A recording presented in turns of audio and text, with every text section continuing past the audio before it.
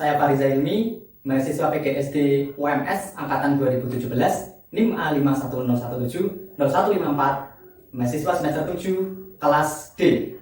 Nah, di sini saya akan melakukan presentasi atau menyampaikan sebuah budaya, salah satu budaya yang ada di provinsi di Indonesia, yakni ada di Provinsi Gorontalo. Mau tahu seperti apa dan apa nama budaya tersebut?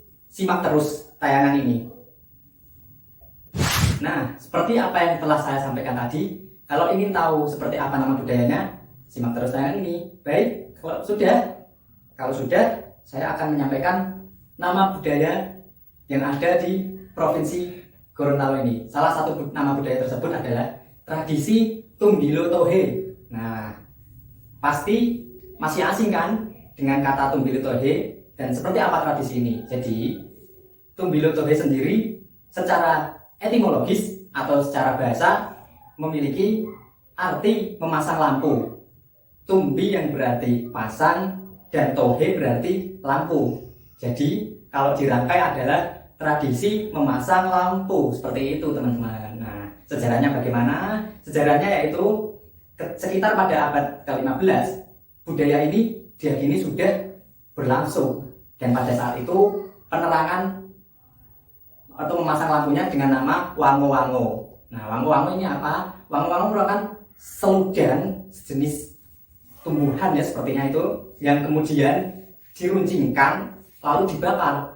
Jadi kalau teman-teman sudah mendapatkan gambarannya seperti obor, tapi dalam ukuran yang tidaklah panjang untuk kemudian dipasang, baik itu di tanah maupun di sebuah tempat seperti gerbang atau apapun itu.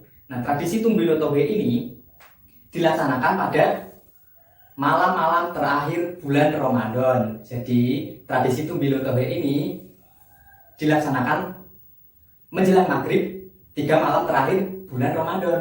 Kenapa dilakukan pada 3 malam tersebut? Yakni sebagai budaya untuk melepas indahnya bulan Ramadan di setiap tahunnya. Karena seperti yang kita ketahui, bagi umat muslim, bulan Ramadan adalah bulan suci yang penuh dengan berkah. Seperti itu ya teman-teman. Lalu setelah kita membicara sejarah, selanjutnya kita akan membicarakan tentang keistimewaan dari tradisi ini. Tradisi ini istimewanya sangat meriah dan pernah mencetak rekor di Indonesia pada sekitar tahun 2009, menjadi daerah yang penerangannya paling terang dan dengan beragam bentuk. Karena penerangannya ini ada yang ditancapkan ke tanah, membentuk kaligrafi ataupun dengan bentuk masjid ataupun lainnya yang bertemakan Islamiyah seperti itu. Nah, teman-teman, seperti yang sudah saya sampaikan, dahulunya lampunya menggunakan wango-wango, tapi berjalannya waktu, wango-wango tersebut digantikan oleh damal atau getah pohon yang kemudian dijadikan penerangan. Tapi itu pada masa yang lalu, dan masa sekarang dan sebelum-sebelumnya ketika sudah memasuki masa modern, penerangan tersebut digantikan dengan lampu listrik. Nah, selain karena sumber yang tidak bisa terbarukan, lampu listrik juga menjadi alternatif karena sudah bisa kita perbaharui, seperti itu ya teman-teman. Nah, sebelum itu tapi masih ada orang-orang yang secara tradisional menggunakan lampu-lampu tradisional juga. Contohnya dengan lampu botol, dari botol bekas gitu ya, seperti botol minuman energi yang ada lambang bantengnya bersudukan merah itu, kemudian dimasukkan sumbu, atau kalau beberapa orang Jawa itu mengenalnya dengan uceng gitu ya. Nah, dengan uceng kemudian di dalamnya diisi dengan minyak tanah seperti itu. Jadi seperti entir lah. Entir, kalau beberapa orang Jawa itu juga menyebutnya dengan entir atau uplik, seperti itu teman-teman. Lalu yang selanjutnya, di tradisi Tumbilo Tohe ini ada beberapa unsur-unsur alat-alat yang mempunyai makna filosofis maupun simbolik. Apakah itu? Dan apakah hiasan-hiasan atau unsur-unsur tersebut? Yang pertama ada alikusum. Nah, dari namanya sudah sangat asing ya bagi kita, khususnya orang yang di luar sana, termasuk saya sendiri awalnya. Jadi Alikusu ini merupakan pintu gerbang yang kemudian dihias dengan 27 buah lampu. Nah, maknanya apa? Maknanya di sini pintu gerbang ini melambangkan sebagai gerbang masuk rumah atau tempat tinggal seperti itu. Dan secara simbolik ini merupakan tempat tinggalnya kita, manusia-manusia. Dan secara filosofis ini merupakan tempat berkumpulnya roh atau jasad. Nah, karena masuk akal diibaratkan bahwa roh adalah cahaya dan jasadnya adalah lampu. Jadi pintu gerbang itu untuk berkumpulnya roh-roh yang cahaya yang dimasukkan dalam jasad lampu-lampu. Dan sebagai kita manusia yang ditiupkan roh kemudian dalam jasad seperti sekarang ini. Lalu 27 buah lampu tersebut disusun secara bertingkat. Jadi ada beberapa tingkat yang totalnya nanti 27 buah. Yang pertama, tingkat pertama dipasang satu lampu. Di sini melambangkan satu lampu tersebut adalah sebagai keesaan Allah Subhanahu wa Ta'ala, sebagai zat yang maha tinggi. Jadi seperti itu teman-teman. Satu lampu itu diibaratkan Allah Subhanahu wa Ta'ala. Yang kedua, tingkat kedua ini jumlahnya 4 lampu. 4 buah lampu ini pendekatan diri kita kepada Allah.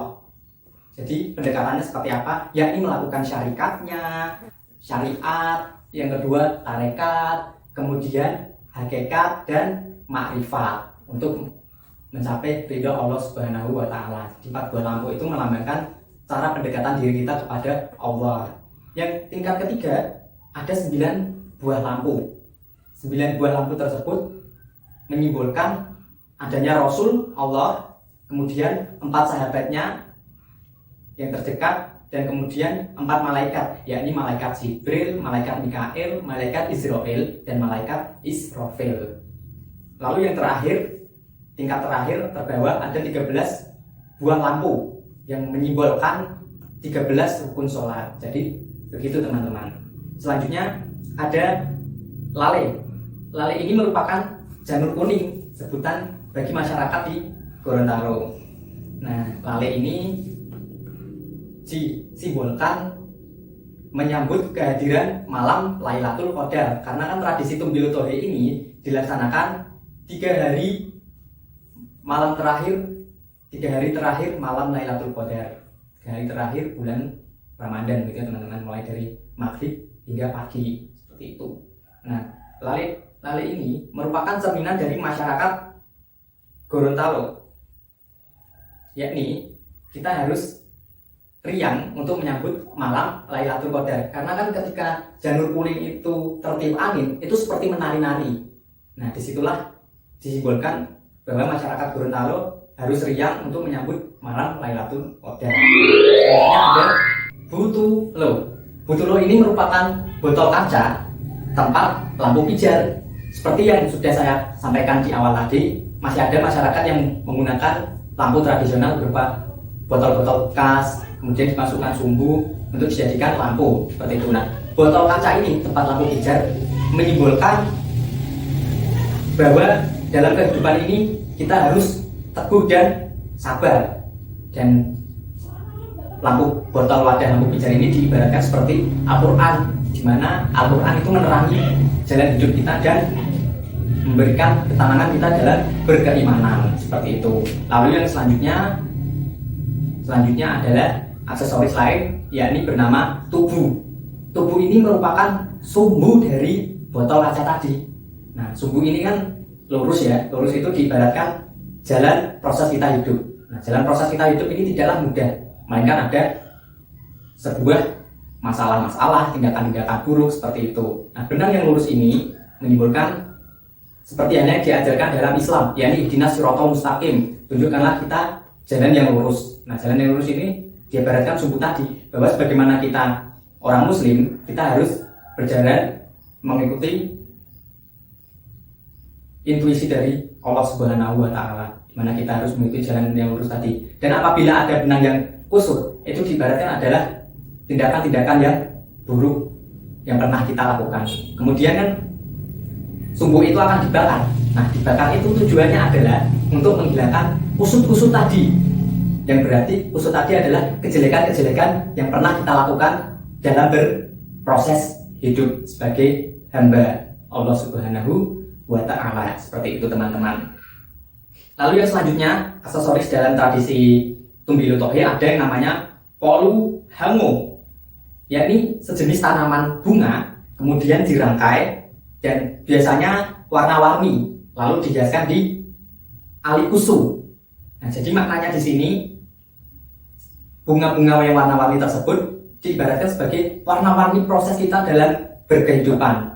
Nah, karena kan dalam hidup ini kita tidaklah datar saja ya, tapi kita beragam warna berkehidupan, mulai dari sedih, senang, susah, bahagia, dan lain sebagainya. Nah, itu menjadi warna-warni hidup yang menyimbolkan keindahan. Karena seperti halnya yang pernah disampaikan oleh Heraklitos, salah seorang pemikir dari Yunani, bahwa untuk menuju harmoni itu berasal dari pertentangan. Nah, dari pertentangan itu nantinya akan menuju sebuah harmoni. Seperti halnya warna-warni bunga, walaupun warna-warni itu warnanya bisa bertabrakan, bertentang lah, tapi itu malah yang akan menuju harmoni. Harmoninya adalah apa? Ya keindahan tadi.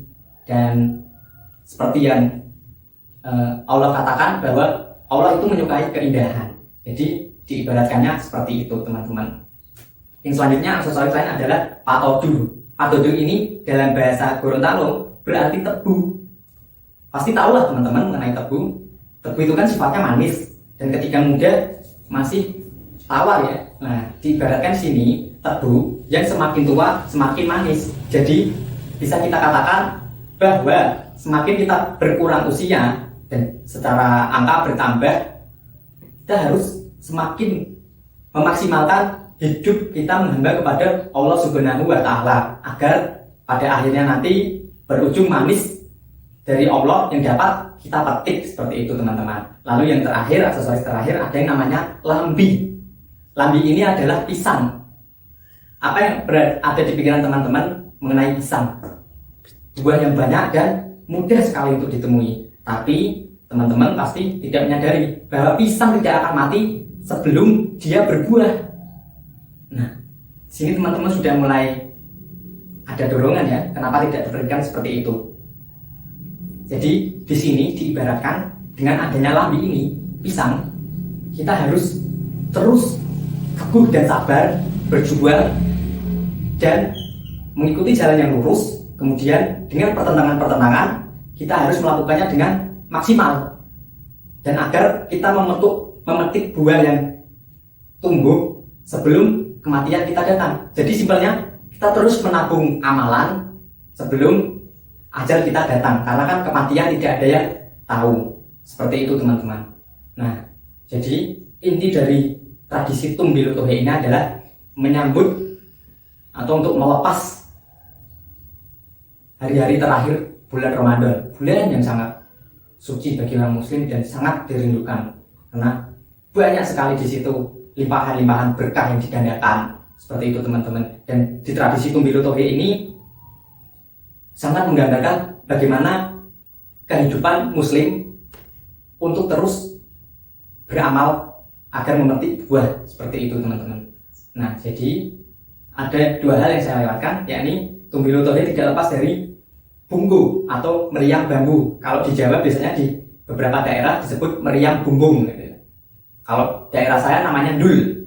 Nah, sebetulnya untuk meramaikan malam-malam terakhir bulan Ramadan tersebut ada meriam bambu yang dinyalakan untuk semarak suasananya. Nah, kemudian ada lagi obor. Obor ini digunakan sebagai penerangan jalan. Seperti itu teman-teman. Nah, jadi intinya tradisi Tumbilu Tohe ini mengajarkan bagaimana kita harus hidup dengan teguh dan sabar dan melakukannya secara maksimal sebelum kematian datang. Seperti itu. Demikian sedikit apa yang dapat saya sampaikan. Kurang lebihnya mohon maaf. Terima kasih. Wassalamualaikum warahmatullahi wabarakatuh.